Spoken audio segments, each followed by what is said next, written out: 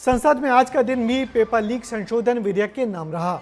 कल रात से जारी इस महत्वपूर्ण बिल पर चर्चा हंगामे के बाद भी आज दिन भर चली। कल प्रियंका ने इस बिल पर बोली थी तो आज का दिन नेता प्रतिपक्ष राहुल गांधी के नाम रहा।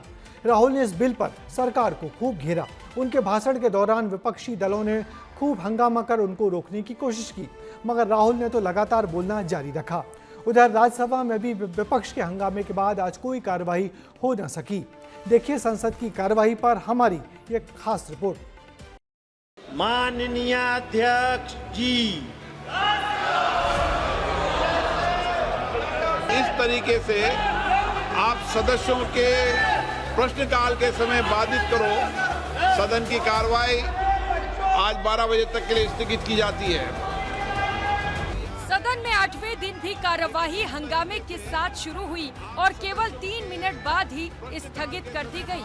मंगलवार को पेपर लीक बिल पर 9 घंटे चर्चा होने के बाद लोकसभा में एक बार फिर इस विधेयक पर चर्चा होनी थी। ठीक 12:59 पर सदन पटल पर बोलने के लिए राहुल गांधी खड़े हुए और खूब गरजे कि ये स्टूडेंट है और फिर ये इडियट भी है। तो मैंने उससे पूछा, एक बात बताओ, ये तीसरी कैटेगरी कहां जाती है? ये तीसरी कैटेगरी कहां जाती है? उसने कहा कौन सी तीसरी कैटेगरी? मैंने कहा अंधभक्त।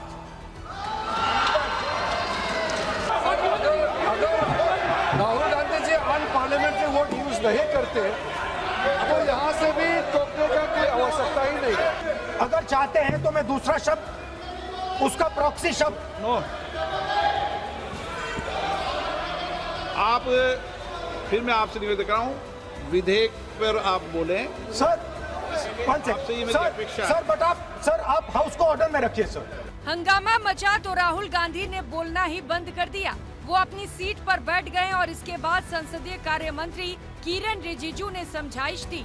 माहौल शांत हुआ तो राहुल फिर बोलने के लिए खड़े हुए। आपने अनपार्लियामेंट्री वोट का इस्तेमाल किया, इसलिए हमारे यहाँ लोग उत्तेजित हुए हैं। अपने आप में तो नहीं हुए। और आपको मालूम है ये अनपार्लियामेंट्री एक्सप्रेशन तो हमने तो नहीं बनाया। The moment I open my mouth, the entire opposition starts to shout.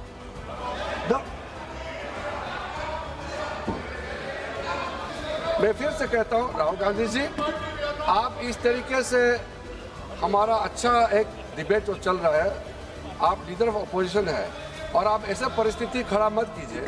Sir, अगर आप चाहते हैं कि इस देश में सिर्फ बीजेपी बोले तो मैं चुप होकर यहाँ बैठ जाता हूँ, मैं बैठ जाता हूँ, कोई प्रॉब्लम नहीं।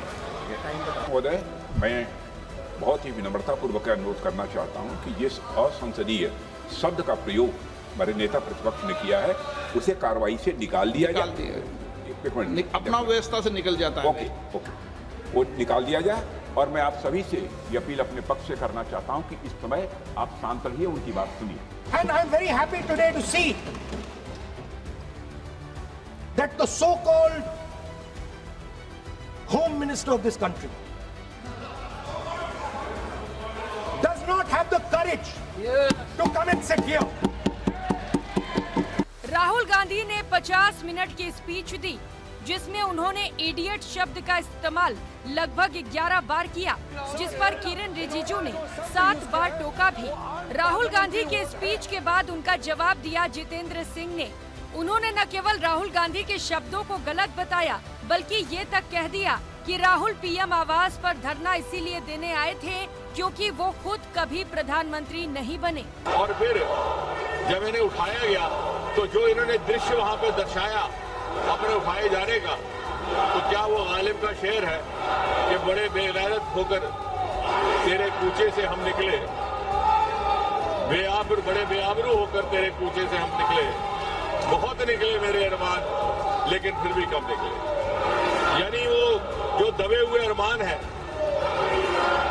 7 हल्के में जाकर के बसने के और नेता बनने के, वो ना मालूम किस किस प्रकार पिछले एक सप्ताह में जाहिर हुए।